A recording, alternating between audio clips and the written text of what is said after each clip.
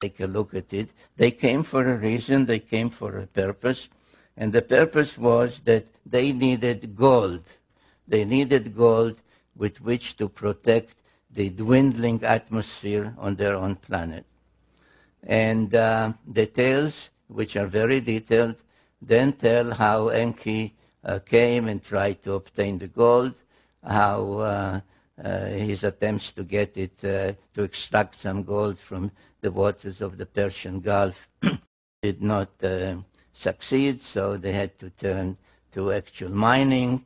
And then another leader was sent called Enlil, and etc., etc. So what happened? And there are many statues of Anunnaki, male, female, but this one of Enki is the only one where his fist, if you can discern it, is made of gold, which I believe indicates the purpose for which he came. Now, Enki stayed on Earth quite a long time, and at some point felt that he ought to tell his story of what happened on their planet that made him and his group and the other Anunnaki come to Earth, and what happened on Earth after they came and landed here.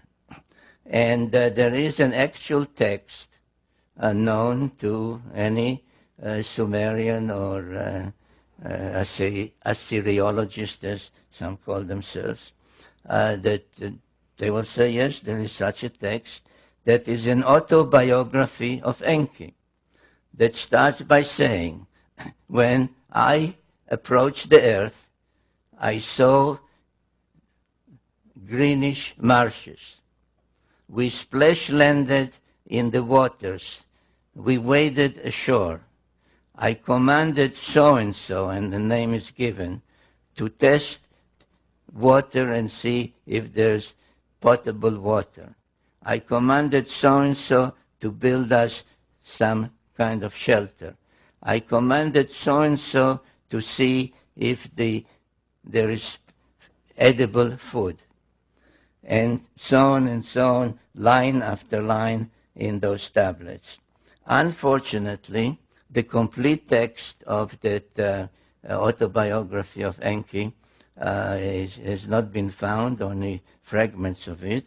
I used about 800 different sources to reconstruct the story of Enki, because I felt at some point in my own writings that it is not enough to tell the story of what happened here through the prism of the Sumerians, or to some extent the Old Testament, the Hittite writings, etc. But it is also important, especially to know why they came, what happened on their planet before they came, through the eyes and through the speech of one of them, and I chose Enki because he did dictate an autobiography.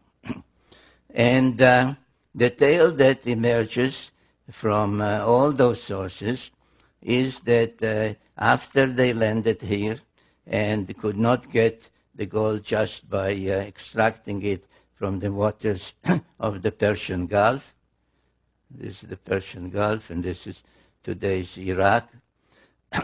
Another leader, a half-brother of his called Enlil came. He was more a commander, and he was more a scientist.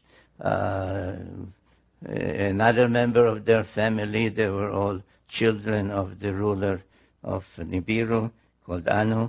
Another member, a female, who was a medical doctor, came and assisted also.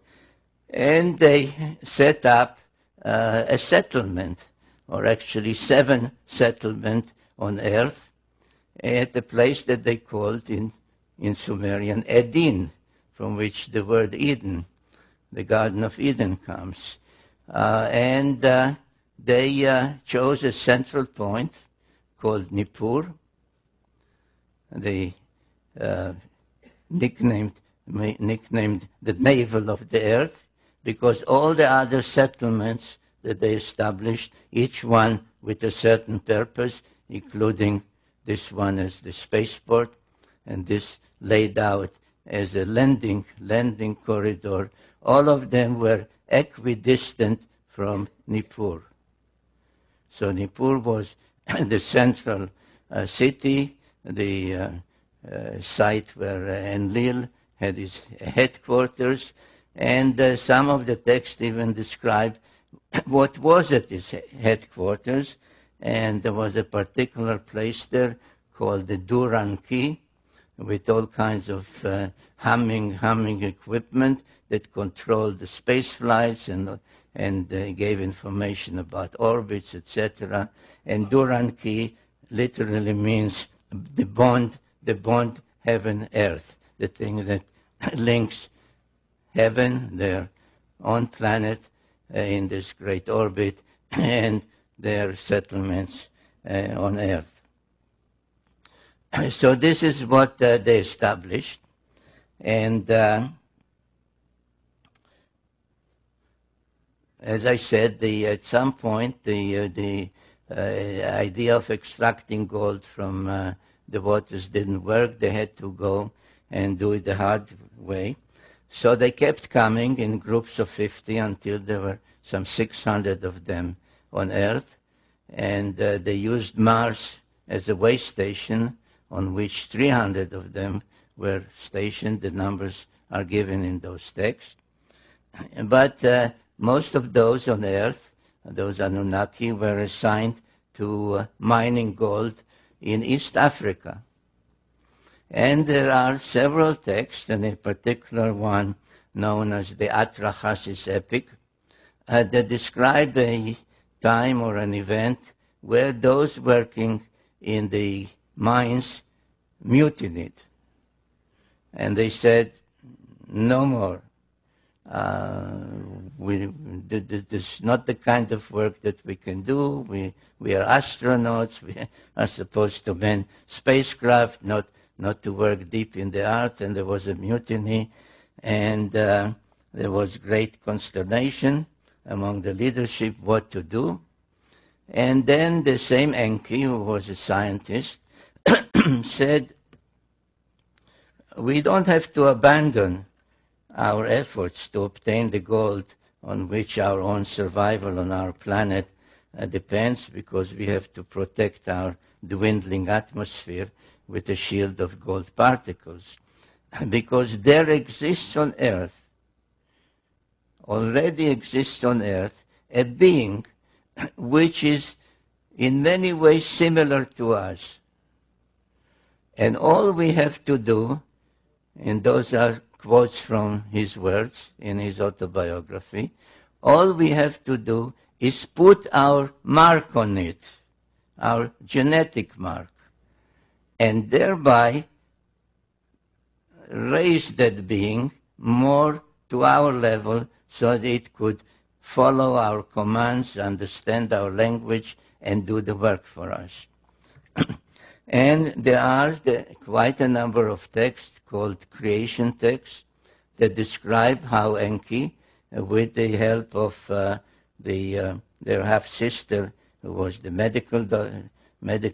chief medical officer, through trial and error, kept trying to combine their genes with the genes of the being that they found on Earth, which we may call Homo erectus, if we wish, and finally succeeded in bringing about what